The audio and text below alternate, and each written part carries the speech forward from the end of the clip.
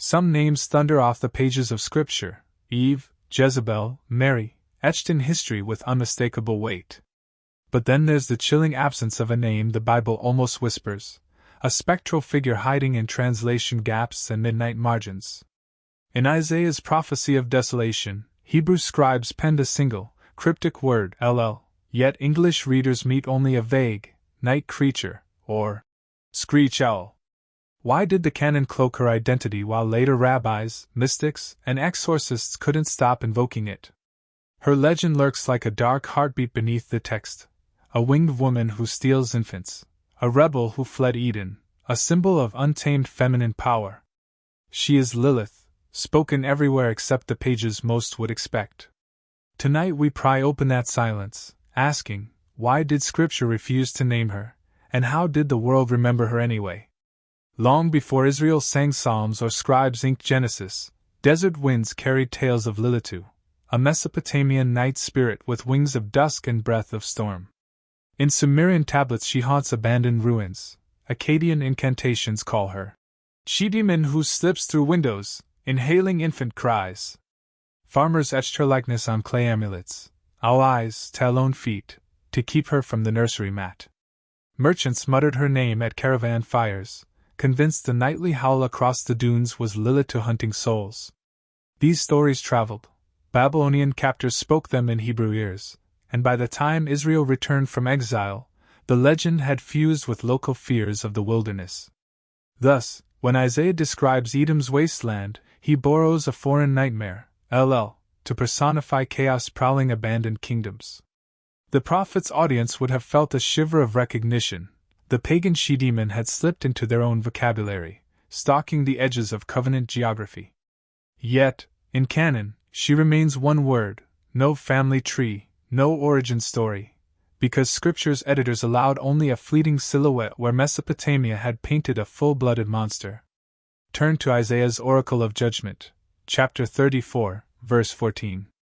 The prophet catalogues creatures that will inherit a forever ruined Edom: hyenas, jackals, and then a lone, enigmatic term, LL.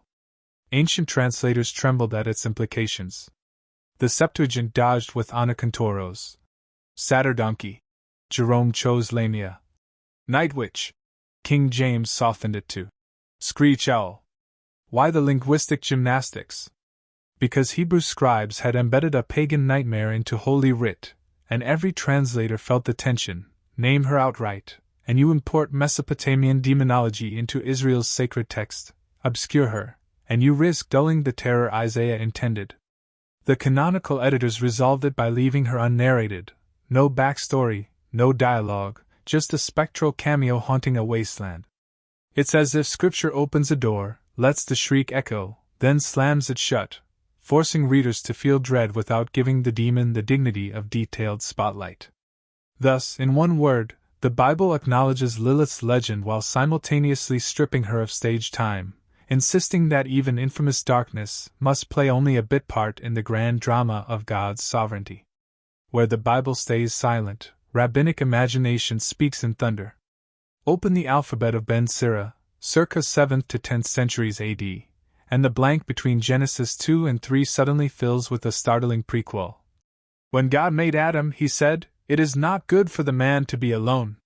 So he formed Lilith from the same dust, equal in substance, equal in breath. But equality bred conflict. On their first night together, Adam said, "Lie beneath me." Lilith refused, crying, "We are both earth, why should I bow?" She uttered the ineffable name and flew from Eden to the Red Sea, birthing demons by the hundreds. Angels pursued her, but she bargained: if her name were written on an amulet, she'd spare the child within that house, otherwise she would prowl cradles and snatch newborns at midnight. The Talmud echoes fragments of this myth, picturing Lilith as a long-haired night demon who endangers infants and men alike. Why did these rabbis weave such a tale? Partly to explain crib death in an age without neonatology, partly to wrestle with gender hierarchy by crafting a woman who refused submission, and partly to personify the wilderness of human desire, sexual, rebellious, untamed. Notice, Genesis never grants Lilith a single syllable, Yet Jewish commentary felt the gap so intensely that it birthed an entire folklore to fill it. In the margins of Torah scrolls, scribes inked spells against her. On nursery walls, mothers hung amulets etched with the angelic names Saint-Ouen, Sansonoi, Samangeloff, the trio said to keep Lilith at bay.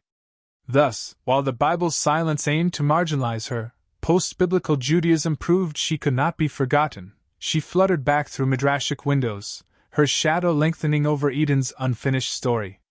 Step into a 3rd-century Judean home and you'll find clay bowls buried upside down beneath the threshold, inscribed with spiraling Aramaic script that reads like courtroom warrants. I adjure you, Lilith, daughter of darkness, by the mighty names of the angels, be bound and leave this house, this mother, this child. These incantation bowls, hundreds unearthed from Babylon to Galilee, prove how deeply the fear of Lilith penetrated daily life. Midwives pressed iron rings etched with her image, wild hair, all talons, wings outstretched, into soft palm prints of newborns as apotropaic seals. Mothers whispered counterspells. Adam and Eve, out. Lilith, stay away. Medieval Kabbalists drew elaborate hexagrams called Lilith circles around cribs, believing the demon could not cross heavenly geometry. Every tradition shared one conviction: the untamed feminine spirit prowled night hours between breastfeedings, seeking infants and seducing dream-heavy men. Rabbis taught that men who slept alone risked nocturnal visitations, resulting in offspring of demons. Amulet peddlers thrived, selling silver pendants engraved with sword-wielding angels pinning Lilith by her hair. Through these artifacts and rituals, Lilith morphed from distant myth to household threat, an invisible predator kept at bay only by sacred names and symbols. Ironically, the Bible's refusal to detail her identity forced communities to invent layers of folk theology and protective magic, turning a single cryptic word into an entire cottage industry of demonology. Why did the biblical editors let Baal, Molech, and Asherah keep their names yet reduce Lilith to a cryptic footnote? Scholars point to a deliberate gatekeeping strategy woven through Israel's scriptures. The canon names foreign gods only to topple them, but it withholds detailed demonology lest fascination eclipse faith. Genesis identifies the deceiver simply as the serpent, refusing the temptation to grandstand Satan's resume.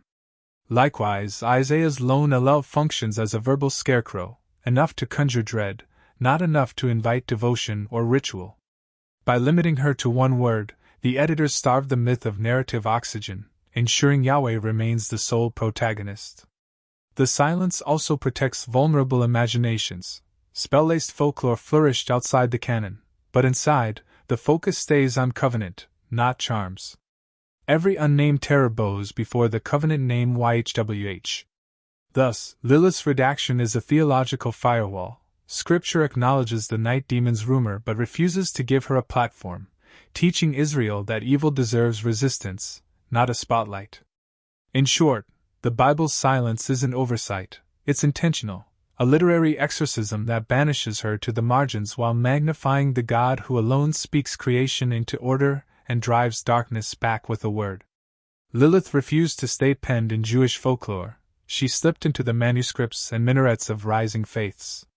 Medieval Christian writers, enamored with demon catalogues, recast her as one of the succubi, female spirits who tempted monks in moonlit cloisters. In Dante's Inferno she flits through the circle of fraud as a symbol of seductive deceit. Bestiaries portray her as a night owl woman whose cry foretells death, reinforcing the Church's teaching that unchecked desire invites demonic intrusion. Meanwhile, in Islamic tradition she reemerges as Al-Qarina or al-Sabian, a jinn who haunts expectant mothers and newborns. North African folk remedies still recite Quranic verses alongside warnings in her name. Persian lore records Adam's first companion, who fled and spawned jinn offspring, echoing the Ben Sira tale. Across Europe, midwives etched crosses on nursery doors. Across Arabia, families hung blue glass charms, two faiths saying fear. Despite divergent theologies, both civilizations absorbed the unnamed specter Isaiah hinted at, proving that when scripture leaves a shadow, culture rushes to fill it with story. Thus Lilith's legend became a shared undercurrent between crescent and cross, a night wind reminder that primal anxieties about childbirth, sexuality, and spiritual vulnerability transcend boundaries, and that one silenced name can reverberate through 1,000 tongues. Enter the 20th century, and Lilith sheds her talons for a microphone. In 1972, the feminist magazine, Lilith, launched, branding her as the first woman to demand equality. Pop musicians, from the Lilith Fair tour to darkwave bands, sing her name as an anthem of liberated desire. Comic books crown her queen of hell. TV dramas recast her as misunderstood anti-hero.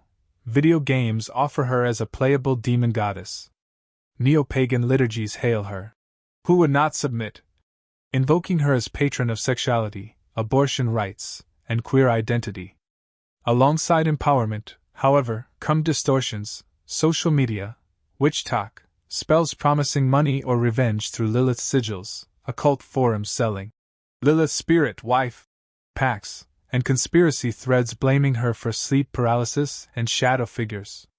The ancient night demon has become both pop icon and occult commodity, proof that a silenced biblical shadow can mutate into whatever an age desires: feminist hero, erotic muse, scapegoat, or fetish. Yet each reinvention forgets the cautionary tension embedded in her origins.